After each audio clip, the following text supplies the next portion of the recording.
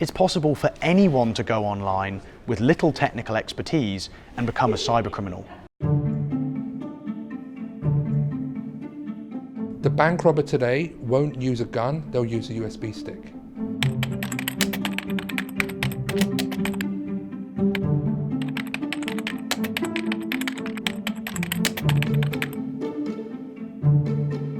The net result is, we don't know where the bad guys are.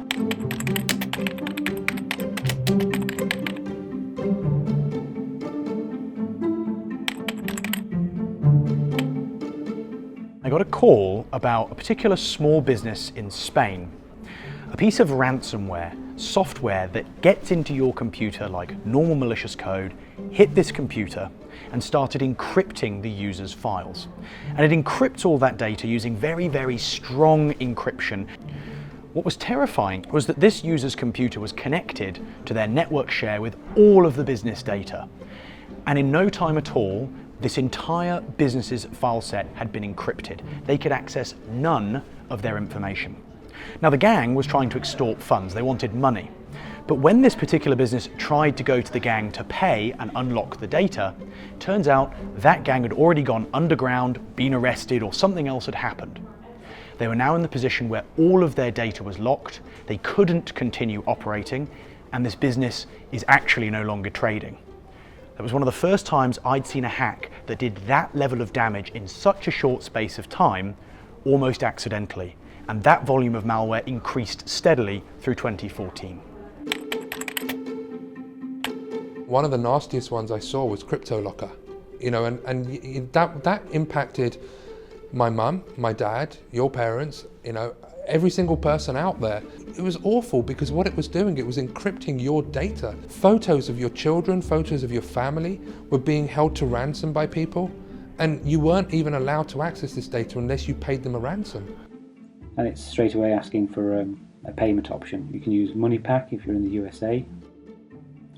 You can use Bitcoin, and actually saying it's the most cheap option. And here's the thing, when you talk about CryptoLocker, it begins with a simple spear phishing email. You receive an email and it's a fax report and you click onto this link. It would therefore install the malware upon your system and it would encrypt the data on your hard drive. The hacking at the German steel mill.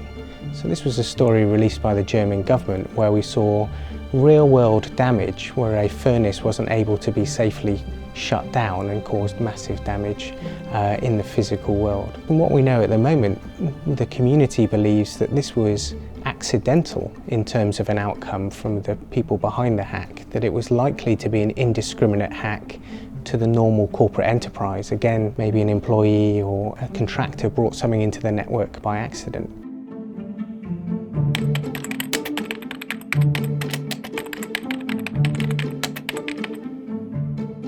Ten years ago, you had maybe a PC and a phone. Now you've got your PC, your phone, your hi-fi, your TV, and etc., etc., etc.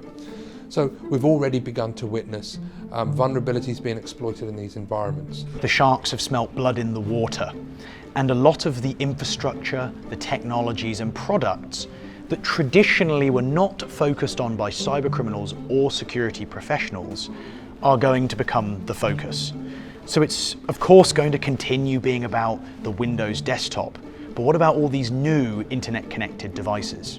We saw the Lizard Squad taking over people's home routers that they use for their wireless connection and their broadband connection to create monumental distributed denial of service attacks that could take down major businesses. It's those kinds of attacks that I think will be the continuing theme in 2015. What we're talking about is a return on investment. Criminals are no different to you and I. There has to be some degree of return on investment. Now, whether that's a monetary return or whether that's the ability to be able to cause fear amongst society, there has to be some degree of return on investment.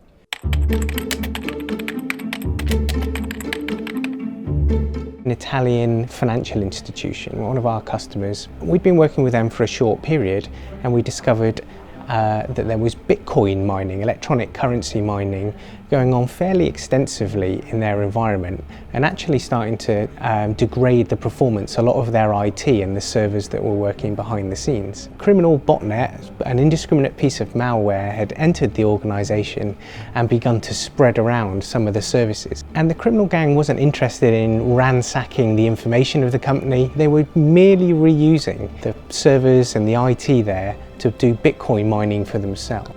There's a lot of time-sensitive information in the world, things like oil stocks or reserves or the performance of businesses and refineries. In the future, hackers will be able to just query the refineries, the storage facilities, even the ships that move them across the world and find out information about the level of performance of a company and information that might be stock market sensitive. But I think there is a danger of being blindsided aside from more of the same. We've all talked about the Internet of Things and these new devices like fridges and TVs being connected to the web. And so far, despite hideous vulnerabilities, we haven't really seen that many serious hacks. I think that's because the cybercriminals have yet to find ways to monetize or benefit from these devices. But the technology innovation in that space is moving far faster than even cybercrime. And what's to say we won't all adopt a technology that exposes our personal information or that enables the cybercriminals a new creative opportunity, just like that ransomware over the last couple of years.